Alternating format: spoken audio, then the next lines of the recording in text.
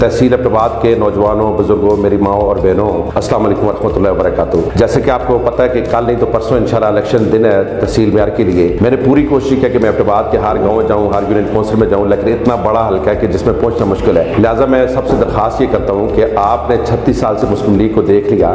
इस मुस्लिम लीग ने एबटाबाद में एक काम नहीं किया, एक मेगा प्रोजेक्ट नहीं लगाया। और ये जो मेरे मुकाबले मुस्लिम लीग का कैंडिडेट है 5 साल MP रह चुका है, एक लफ्ज़ असेंबली में नहीं बोला। इस तरह 9 साल से आप PTI को देख रहे हैं कि उन्होंने एबटाबाद को तबाह बर्बाद कर दिया और एबटाबाद के लोग कब्रिस्तान के लिए रो रहे हैं। हमारा गलियात पसमानदा है, हमारा बकोट सर्कल में ना गर्ल्स कॉलेज है ना बॉयज़ कॉलेज है, वहाँ पर लोग डिस्पेंसरियों का मुतालबा कर रहे हैं। शिरवान सर्कल हमारा पसमानदा है।